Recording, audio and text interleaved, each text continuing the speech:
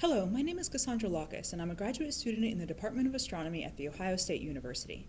I'd like to tell you about my most recent paper, Second-Generation Stars and Globular Clusters from Rapid Radiative Cooling of Pre-Supernova Massive Star Winds.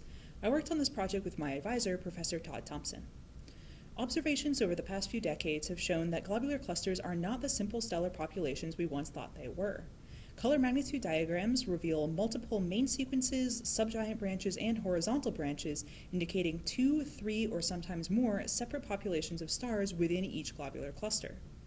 In addition, the stars in globular clusters have a wide range of light element abundances, where some stars are enhanced in certain light elements, such as helium or sodium, and depleted in others, like oxygen, while other stars are not. These elements are byproducts of stellar hydrogen burning, so the elements in the enriched stars were formed in an earlier generation of stars before being cycled into a second stellar generation. There have been several proposed ideas to cycle material from a first generation of stars into a second generation, such as through the winds from asymptotic giant branch stars, fast-rotating stars, or massive stars, but there are 4 key issues any scenario must address. First, the wind material must somehow be retained in the shallow gravitational potential of the globular cluster long enough to form stars. Second, there must be enough material to form a second generation that makes up 30 to 80% of all of the stars in the cluster. Third, the second generation must form before supernova explosions pollute the cluster with heavy elements. And fourth, the second generation must be enhanced in certain light elements and depleted in others in order to match observations. We develop a model where the second generation stars form out of wind material from massive stars in the first generation. Massive star winds are fast, thousands of kilometers per second, but in a dense star cluster they can collide and shock up to high temperature, converting their kinetic energy into thermal energy. If the thermalized winds then efficiently radiate their energy and cool, they can be retained within the cluster. Stellar winds alone cannot efficiently cool except for in the most massive and compact clusters. However, if the winds are mass-loaded by mixing wind material with ambient gas left over from the first generation of star formation, then the gas density can be high enough for efficient cooling. The critical mass-loading factor necessary for nearly all of the wind material in the cluster to radiatively cool is beta crit, which increases with cluster radius and decreases with cluster mass. For a fiducial cluster mass of 10 to the 5 solar masses and radius of 1 parsec, the necessary mass loading for cooling is just 2.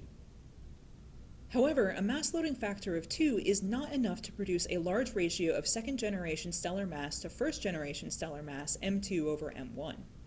This plot shows M2 over M1 as a function of the ambient gas mass relative to the first stellar generation mass, M gas over M1, or as a function of the mass loading factor beta for a fiducial cluster. Observations typically find M2 over M1 is 1 or greater, which means mass loading factors of about 20 to 100 are necessary. This is equivalent to M gas over M1 of about 1 or greater. And the overall mass of the cluster doesn't change how much gas is needed for massive second-generation formation. This plot shows measurements of M2 over M1 for galactic globular clusters as the black points. This ratio is rather uncertain, so lines connecting points indicate different measurements for the same globular cluster. These lines show the M2 over M1 ratios that can be produced by various values of M gas over M1. We see that to account for the range of M2 over M1 measurements, the ratio M gas over M1 needs to be about 1/2 to 4 or 5. So winds from massive stars can form a second generation the same size as the first generation if they mix with a mass of ambient gas of order the first generation stellar mass. This solves the second key problem of forming a large enough second generation.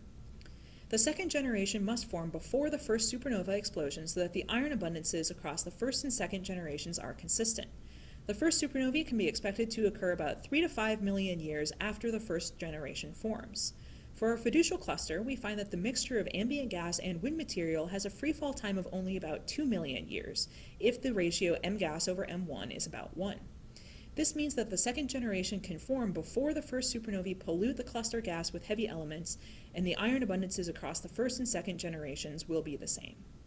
Finally, we use helium to examine the light element abundances in our model, where delta Y is the difference in helium abundance between the first and second stellar generations, here shown as a function of M2 over M1.